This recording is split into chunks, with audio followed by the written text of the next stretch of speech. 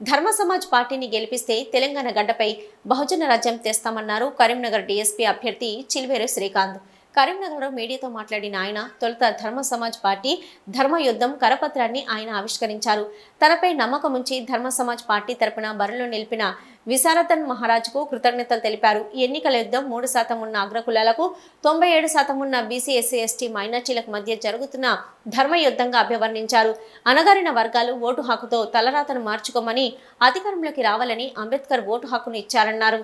Vote అనే ఆయుధంతో అగ్రకులాలకు బుద్ధి చెప్దామని మీ విలువైన ఓటును ధర్మ సమాజ్ పార్టీకి వేసి గెలిపించాలని కోరారు.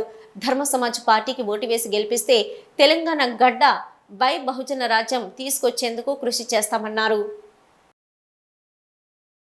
కరీంనగర్ పార్లమెంట్ ఎన్నికలు అనేటివి 3% ఉన్నటువంటి రెడ్డి వెలమలు అయినటువంటి బీజేపీ బీఆర్ఎస్ కాంగ్రెస్ పార్టీలకి, అదేవిధంగా 97% కలిగినటువంటి బీసీ ఎస్సీ ఎస్టీ మైనార్టీ అణగారిన వర్గాల ప్రతినిధి పార్టీ అయినటువంటి ధర్మ సమాజ్ పార్టీకి మధ్య జరుగుతున్నటువంటి యుద్ధంగా ఇది మనం పేర్కొనవచ్చు. ఒకసారి బీసీ ఎస్సీ ఎస్టీ విద్యావంతులకి, ఉద్యోగులకి, మేధావులకి ఒక విజ్ఞప్తి. మనము 1950 జనవరి 26న మన తండ్రి డాక్టర్ బాబాసాహెబ్ అంబేద్కర్ గారు మనందరికీ ఓటు అనే ఆయుధాన్ని ఇచ్చిన తర్వాతనే ఈ దేశంలో ఉన్నటువంటి 90% మంది 190 మంది ప్రజలకి స్వాతంత్రం వచ్చింది. అలాంటి అంబేద్కర్ గారు తన ఓటుకు సాధించడం కోసం తన భార్య పిల్లలను కూడా పోగొట్టుకొని తన 40 సంవత్సరాల పోరాటంలో మన చేతికి ఓటు అనే ఆయుధాన్ని ఇచ్చింది.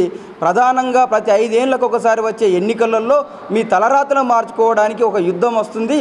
అది ప్రజాస్వామ్య పద్ధతిలో ఆ యుద్ధాన్ని ఎదుర్కొని అణగారిన వర్గాలైనటువంటి అన్నదమ్ములుగా బీసీ ఎస్సీ ఎస్టీలు ఎవరైతే ఉన్నారో వీళ్ళంతా ఏకమై వాళ్ళ ఓటును వినియోగించుకొని ఈ ఓటు అనే ఆయుధంతో 3% లేనటువంటి ఈ దొరలకి బుద్ధి చెప్పి అధికారంలోకి రావాలి అని డాక్టర్ బాబాసాహెబ్ అంబేద్కర్ గారు మన చేతికి ఓటు హక్కు ఇవ్వడం జరిగింది.